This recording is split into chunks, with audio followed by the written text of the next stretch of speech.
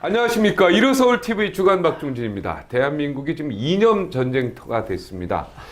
태극기와 촛불로 나뉘어진 민심이 주말마다 지금 광화문 광장을 가득 메우고 있는데요. 직접 광화문 광장을 제가 계속 나가고 있는데 보면은 정말 대한민국의 해방 이후에 어떤 그 이념으로 갈라진 그러한 모습들을 다시 재현하고 있는 게 아닌가 이런 생각이 듭니다. 그런 착각에 서 있습니다. 그 중심에는요. 아무래도 이 구속된 두 전직 대통령이 있습니다. 안타까운 이야기인데 이게 대한민국에서 계속 이런 일이 벌어지고 있는 자체가 굉장히 이게 후진국 같다는 생각도 듭니다. 이명박 전 대통령, 박근혜 전 대통령입니다. 오늘은 이명박 전 대통령 얘기 좀 해보겠습니다. 이명박 전 대통령의 정치적 동지이고 어떻게 보면 제가 옆에서 봐온 바로는 이명박 대통령을 대통령으로 만든 1등 공신 중에 1등 공신이라고 저는 확신하고 있는 분을 오늘 모셨습니다. 이재호 전 의원을 모셨는데요. 이명박 전 대통령 재판장에 매주 나가고 있고 굉장히 의리를 지키고 계신 분입니다. 어떻게 보면 좌파의 끝에 계셨던 분인데요. 지금은 이명박 대통령의 정치적 동지로 가 계십니다. 4대강 대우나 전도사로 뭐 이렇게 별명도 갖고 계신 분인데 지금 굉장히 마음이 아프실 것 같습니다. 4대강 보를 철거하고 있으니 국가에 또 세금을 다시 들여서 만든 걸 또 국가의 세금을 들여서 다시 또 없애고 있으니 세금이 새고 있다 이런 생각이 듭니다. 좀 이걸 정치적으로 해석하지 말고 진짜 국민들 실생활 측면에서 좀 봤으면 좋겠다는 생각이 들고 이 부분 오늘 좀 집중적으로 얘기해 보겠습니다. 자유한국당 이재호 상임고문 모시겠습니다. 어서 오십시오. 예. 안녕하십니까. 사실 제가 우리 이재호 우리 고문님 덕분에 사실 그때 정치부 제가 일진 기자라면서 그때 정치팀장인가 하면서 그때 정치부장들 모임에서 정기적으로 만나면서 인연이 돼서 어떻게 보면 제가 이 정치판에 들어오게 된 가장 결정적 영향을 미쳤던 그리고 평소에 워낙 존경하셨던 분이고 학교 선배이시고 하고 그래서 여러 가지로 제가 의지를 많이 했었는데 그때 민중당 대표하신 건 맞죠? 민중당 사무총장. 그때 김문수 의원도 같이 했죠? 김문수, 장기표 씨. 얼마 전에 장기표 씨 인터뷰했는데 와 혹시 보셨는지 모르겠는데 대단하다. 대단하게 문재인 대통령은 어떤 민주화 인권 변호사라고 얘기할 수 없다. 뭐 이런 얘기를 아주 과감하게 해서. 뭐 그때 그런 활동을 안 했으니까. 그 당시는 뭐 물밑듯이 뭐 어떻게 보면은 학생들이 감옥에 가고 그래서 많이 변호사들이 사건을 수임할 때이기 때문에 뭐 한두 명 받는 거는 일반 변호사 다 받았다. 뭐 그 정도였다. 뭐 이렇게 얘기하면서 같이 한번 이 민주화 운동을 같이 해보자고 했을 때 거절당했던 얘기나 이런 얘기 할 때 문재인 대통령이 그걸 보면 굉장히 좀 서운해 하셨을 것 같다는 생각이 들어요. 뭐 사실이니까. 사실이니까. 장기편 대표. 그분하고 같이 활동 많이 했고. 뭐 가장 친한 계시네. 그리고 그분을 어떻게 보면은 이 정치권에 끌어오려고 굉장히 노력도 많이 하셨죠. 그 이제 민중당 때 내가 사무총장을 하고 장기표 씨가 정책위 의장을 하고 김문수 씨가 이제 노동위원장을 하고 이렇게 했죠. 제가 이제 한나라당 사무총장하고 그때 제가 한나라당에서 힘이 있었죠. 사무총장이면 최고죠. 그때 이제 장기표 씨를 공천을 주겠다. 어디든지 지역구 어디든지 원하는 데 집어라. 원하는 대로 주고. 너무 훌륭하신 분이니까. 지역구가 안 되면 뭐 비례대표라도 주겠다. 근데 본인이 난 기성정다에는 안 들어가겠다. 아주 뜻이 확고하더라고요. 그분은 그리고 뭐 국가에서 주는 여러 가지 어떻게 보면은 보상금 이런 것도 다 거절하셨어요. 민주화 운동을 하면 이제 우리가 이제 재심 청구를 지금 많이들 하는데 긴급 조치로 들어가는 거는. 근데 그 장기표 씨는 그런 것에 대해서 재심 청구를 한 번도 안 했죠. 고모님도 감옥에 오래 계셨잖아요. 맨 처음에 감옥 간 게 박정희 대통령 동상에다가 뭐 이렇게 그건 아니고. 그건 아닌가요? 그건 와전된 거고. 와전된 겁니까? 10월 유신이 이제 나고 그 다음에 서울대학에서 시월유신 반대 데모를 했는데 네. 그 데모 배후 조종을 했다고 그래서 자원고등학교 국어선생 하다가 이제 잡혀갔죠. 그러니까 예. 선생님 하셨잖아요. 그렇습니다. 예, 원래 국어 선생님 하셨다가 잡혀갔어요. 원래 이제 그 시월유신이 나고 이제 개인이든 단체든 민주화 운동을 못하게 됐죠. 네. 그래갖고 이제 그 고등학교 교사 이제 시험 봐서 이제 사립학교 이제 들어가서 국어 선생을 했는데 네. 그 이제 데모 배우 조자라고 그래서 1년도 못 채고 잡혀갔죠. 그게 이제 첫 번째로 여러 번 가셨죠? 5번까지. 5번. 야. 예. 그럼 어떻게 보면은 민주당이나 이 정의당에서 모셔가셔야 되는 분 아닙니까? 근데 전향을 하신 거죠, 어떻게 보면. 아니 그러니까 그때 이제 민정당이 그 14대 총선에서 그렇죠. 예.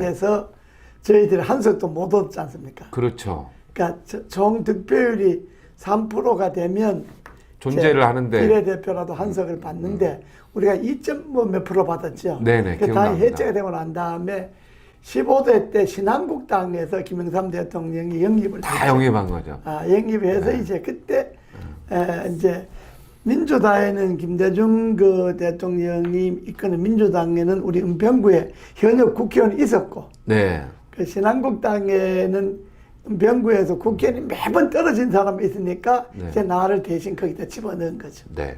그래서 당선된 것이죠. 그렇게 되면서 어떻게 보면 민정당, 신한국당의 그 어떤 뿌리를 같이 오는 걸 확 내용을 바꿔버렸어요. 그렇습니다. 우리가 이제 그때 이제 15대 때 우리가 들어간 사람이 민중당에서 저하고 김문수, 이우재, 이우재 대표가 이제 그 민주당 대표였죠. 네. 세 사람이 이제 국회의원이 됐죠. 네. 되면서 당의 분위기가 좀 많이 달라졌죠. 당이 많이 바뀐 예, 거 아닙니까? 그렇습니다. 근데 지금 어떻게 보면 자유한국당도 예. 어떤 그런 획기적인 그런 어떤 변화가 좀 그렇습니다. 요구하지 않습니까? 예, 그렇게 해야 되는데 예. 지금 자유한국당이 내년 총선을 앞두고 그야말로 혁명적인 변화를 하고 예. 인적 구조를 정말로 혁명적으로 바꿔서 네. 저런 사람들이 다 한국당에 가느냐 할 정도로 네. 그러니까 우리가 민중당 하다가 신한국당 때 그 김영삼 대통령 영입할 때 사람들 우리 보고 그 당에서는 아주 말이 많았거든요. 엄청 말이 많았죠. 무슨 벨기에를 데려오는다고. 그랬는데 이제 김영삼 대통령이 다 내가 잘 안다. 민주화운동 같이 받아 잘 안다. 그 사람들 별게 아니다. 걱정하지 마라. 뭐 그렇게 하고 이제 우리는 마지막으로 영입을 했죠, 제가. 예. 그때 15대 때 들어갔던 사람들이 아직도 이제 현역에 남아있는 사람들이 있죠. 그때 네. 이제 김문수, 홍준표, 그렇죠. 안상수 네. 이런 사람들이 많이 들어갔죠. 김무성 홍준표 대표도 그때 인기 좋았어요. 예, 그렇습니다. 모래시계 검사하고 해서 막 민주화 운동. 예. 그분이야말로 진짜 감옥에 몇 번 갔었던 분이고 학생 운동하면서 그래서 예. 그때 우리가 중앙정보부도 잡혀갔던 예. 분이 홍준표 대표거든요. 우리가 그때 영입한 사람들이 다 당선이 됐죠. 다 당선됐죠. 당선이 돼갖고 이제 당의 분위기가 바뀌었는데 네. 이번에도 이 한국당이 보수다 진보다 뭐 좌다 우다 하도 이러니까 그 진영에 속한 사람들은 신날지 모르지만은 대부분의 국민들은 눈살 찌푸리죠. 식상하죠 지금. 그러니까 지쳤어요. 그걸 뛰어넘어서 그렇죠. 뛰어넘어서 내년 총선에 정말 혁명적 변화를 가져와야지. 네. 그래야만 한국당이 삽니다. 그죠? 예. 제가 봐도 그래요. 이 얘기 좀 들으려고 해요. 사실 어떻게 보면 그 당시에 신한국당이 지금으로 치면 자유한국당이 정의당 사람들 다 영입한 거예요. 어떻게 보면. 그죠? 그런 거죠. 왜? 완전히 이게 파격적인 그런 예. 영입이었는데 15대 때 들어간 사람들이 다 정치권에서 다 지금 그러니까 한국당이죠. 그 네. 전신 한나라당, 뭐 새누리당 그 전신에서 다 역할을 했죠. 영향력 컸죠, 예. 전부. 어떻습니까? 이명박 대통령 재판에 나가면 예. 건강은 어때요? 어떻습니까? 건강이 오히려 감옥에 있을 때보다 더 안 좋아졌어요. 지금요? 예. 지금 나와 계시죠? 지금 보석으로 나와 나오셨죠? 있죠. 나와 보석으로 있는데 나오는데 이게 사실상 보석으로 거의 뭐 나와 있는데 뭐 사실상 연금이죠. 연금이죠. 보석 조건이 까다로워 갖고 집에서 못 나오시게 예, 됐죠. 예. 집에서 못 나오고 면회도 안 되고 야. 감옥에는 면회가 됐잖아요. 예. 감옥에 된 저도 뭐 일주일에 한 번 정도는 가서 면회를 했는데 지금 보도로 나오가 2달 다 돼 가는데 아직 한 번도 못 봤습니다. 이게 옛날 YS 때만 자택연금 이런 거 있었고 그 이외에는 없었던 걸로 내가 그렇죠. 기억하는데. 그리고 보석을 저렇게 직계가족만 만나게 하고 일체 외부 면회를 못하게 하는 저런 경우가 없죠. 옛날 유신 때나 있었던 걸로 내 기억을 그렇죠. 하는데요. 그리고 유신 때도 뭐 면회 정도는 뭐 측근들 면회 정도는 들어갔다 나왔다 했잖아요. 했죠. 예. 근데 그건 뭐 일체 뭐 가족 외에는 안 되니까. 야, 우리 그럼 고모님도 못 들어가죠. 물론 뭐 면회는 뭐 전화도 못 하죠. 야, 그럼 재판장에서나 이렇게 그렇습니다. 멀리서 보시고 예. 그러시는 거예요? 재판하러 나오실 때 이제 보는 거죠. 지금 더 얼굴이 안 좋아지다. 지금 좀 더 안 좋아진 것 같아요. 네. 아주 안 좋아진 것 같아요. 자, 이명박 전 대통령이 지금 재판을 받고 있는 가장 큰 죄가 어떤 죄입니까? 다스의 횡령, 아, 다스 자금을 횡령했다 하는데 그거는 본인이 다스의 주인이 돼야 가능한데. 그 횡령이 가능한데 지금 다스의 실소유주는 딴 사람이잖아요. 그렇죠. 그렇게 이명박 대표도 원래 대통령은 다른 사람으로 돼 그렇습니다. 있었고 대표. 다스에 뭐 주가 한 주도 없고 주식회사에 주가 있는 사람이 주인인데 주가 한 주도 없는데 그게 무슨 주인입니까? 그러면은 이게 아무 의미가 아무리 차명이라 해도 그걸 증명할 방법이 없죠. 의미가 없는데 그 자매라도 예. 뭐 그건 배당금이라도 뒤로 간 게 있어야 되는데 그게 그것도 없고. 없고. 오, 그런데 그럼 이제 덮어 씌워 놨는데 다스 자금 횡령도 300몇 억을 횡령했다 하는데 그 돈을 다스에서 이명박 대통령에게 갔다는 증거는 없고 네. 김재정 다스 사장 돌아가신 분 글로 갔다는 증거는 다 있고 네. 김재정 사장이 그 돈을 쓴 데도 다 나와요. 그런데 이걸 이명박 대통령인데 뒤집어 씌워갖고 지금 잡아넣었는데 그게 지금 다툼입니다. 근데 이게 이명박 대통령의 소유다라고 진술이 한두 명이 나왔죠. 증인들이 있어서 이게 되는 거죠. 증인들이 이제 그것도 뭐 소유다 이런 게 아니고 소유인 것 같다 뭐, 예. 뭐 자문도 하고 뭐 하는 걸로 봐서 뭐 그런 걸로 알고 있다 뭐 이런데 그 증언에 대한 증명이 없어요. 증명할 게. 증명할 것도 없고 횡령이라고 하는데 그러면은 자금이 움직인 것도 없고. 그래서 자금이 이명박 대통령 쪽으로 간 기록이 없어요. 간 근거가 없어요. 아니 자금이 이동한 게 그건 간 없는데 거는- 이걸 횡령이라고 하는 것도 예, 참. 그 자금이 간 건 따로 있어요. 김재정 사장이 간 거는. 아 그거는 전혀 다른 거고. 예, 전혀. 그러면 이게 법적으로 전혀 성립이 안 되는 것 같은데. 법적으로는 뭐 우리가 볼 때는 뭐 거의 100% 무죄인데 제 네. 성립이 안 되는데 이제 판사가 이제 어떻게 이걸 엮어 나갈는지 모르죠. 우리 고모님은 그러니까 정치 보복이라고 확신하고 계시는 겁니까? 그렇습니다. 그러니까 왜냐 그러면 죄가 되는 걸 잡아가야 이거는 그 뭐 적폐청사이든 비리 척결이든 되는데 죄가 안 되는 걸 죄를 만들어 갖고 잡아갔으니까 이건 정치 보복이죠. 죄가 안 되는 좀 걸. 억지다 이거. 그러니까 잡아간다고 표적을 세워놓고 거기에 따라 온갖 기획 수사를 해갖고 잡아갔으니까 이건 정치 보복인데 지금 2심에서는 이제 이게 다 벗겨지거든요. 네. 벗겨지니까 판사를 3번이나 바뀌었습니다. 2심에서 네. 재판부를 3번이나. 거기도 뭐 우리법 연구에 판사가 들어오고 그랬습니까?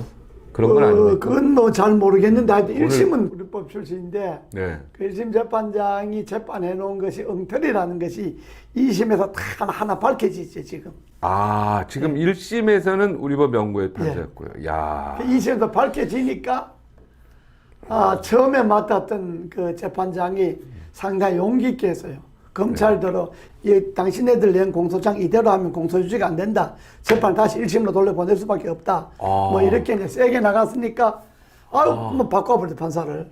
2심 재판장이 이거 아니다라고 딱 했을 때 네. 판사를 바꿔버렸습니까? 그렇습니다. 예. 그런 건 기사가 안 나왔는데. 기사 뭐 일부 나오긴 일부 했는데 나왔습니까? 뭐 많이 안 나왔죠. 예. 나오는데. 판사를 바꿔버린 거야 또? 예.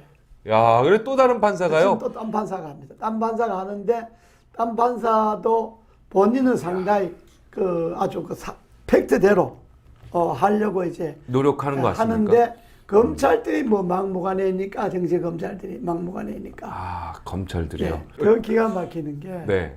삼성에서 이제 이건희 회장 사면 대가로 이명박 측에 뇌물을 줬다 이렇게 이제 기소자 있잖아요. 아, 예.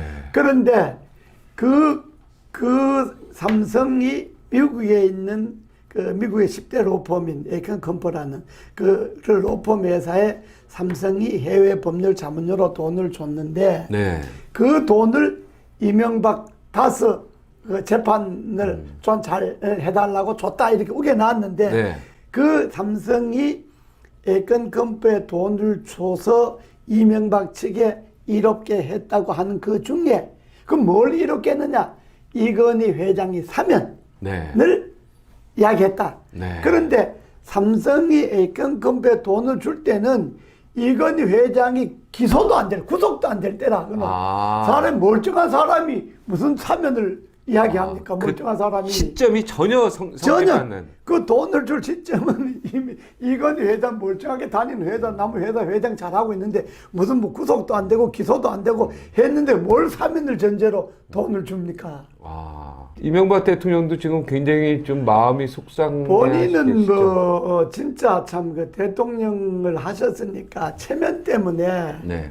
말을 안 하고 계시지만은 그 울합배이죠. 뭐 가뜩이나 이제 여러 가지 이제 잔병이 있는데 그 속 상하는 걸 표현을 못 하니까 더 상하지 않겠습니까? 그러니까 이제 병이 더 도지는 건데 미치겠죠, 뭐. 네. 말하자면. 근데 저는 이제 객관적으로 네.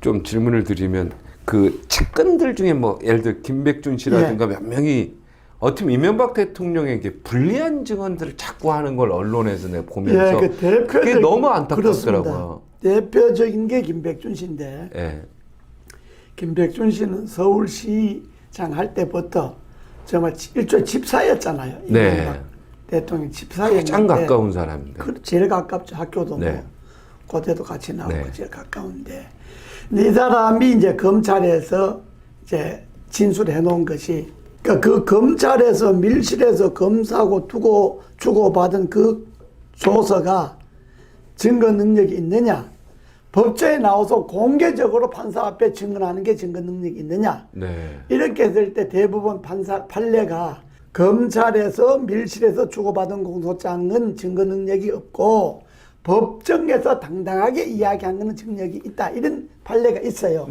그래서 그러면 당신이 검찰에서 한 말이 맞으면 법정에 나와서 이야기해라 해서 증인을 8번을 신청했어요. 8번을. 8번이나. 그런데 마지막에는 판사도 재판장도 안 나오면 과태료 500만 원. 그 과태료 제일 높습니다. 500만 원이. 증인 안 나오면. 그래서 일주일간 감치. 그래 하겠다 하고 했는데도 안 나옵니까? 안 나와버린 거예요. 야. 그러니까 자기가 검찰에서 한 말이 당당하면 법정에서 판사 앞에 당당하게 이야기해야 될 것 아닙니까? 근데 8번이나 안 나와버린 거예요. 뭔가 이게 마음에 뭔가 그러니까 거짓말 해놓은 것이 걸린 게 있다 이거죠. 왜냐 그러면 검사하고 둘이 앉아갖고 거짓말 해도 되지만은 재판장에 나오면 변호인들이 묻잖아요. 그렇죠. 검사가 묻고 그럼 예예하다가 변호인들이 그게 사실이 아닌 걸 예를 들어 이런 거지 않습니까? 김백준 씨가 삼성 부회장 이학수 씨가 청와대에 오는 걸 봤다 이렇게 돼 있거든요. 근데 이학수 씨는 법정에 나와서 자기는 생긴 일에 청와대를 한번 가본 일이 없다 이거야. 그거는 완전히 증언이 엇갈리네요. 이명박 떼고 누구 떼고 간에 자기는 청와대에 가본 일이 없다 이거야. 그런데 김백준 씨는 청와대에서 봤다 그러니까 그거는 증언 나오면 들통이 날 것 아닙니까? 본인하고 증언을 서면 그러니까 안 나오는 거예요. 그럼 강제 구인에도 어떻게 해야 되나요? 강제 구인을 했는데 검찰이 집배를 해야 되는데 안 해요, 검찰이 강제로 없다 그러고 가지고 왔는데 사람이 없다 그러고 안 데려오잖아요. 검찰이 데려와야죠. 우리 같은 사람 같으면 검찰이 안 데려오겠습니까? 집이 없다 해도 어디 가서 찾아오지. 대한민국에 검찰이 사람 못 찾을 때가 어디 있습니까? 그것도 물음표네요. 그죠? 검찰이 그것도 희한한 일이네요. 또 김백준 씨가 약간 치매기가 있어요. 인지장애. 지금요? 그러니까 검찰 조사 받을 때 이미 병원 측으로부터 인지장애인가 뭔가 그게 치매 초기라는 거예요. 기억력이 없다는 거예요. 이제 가까운 것부터 기억력이 없다는 거예요. 그렇죠. 원래 그렇습니다. 어렸을 때는 기억합니다. 그러니까 그 치매 증상의 증언이 능력이 있느냐 없느냐도 다퉈야 되거든요.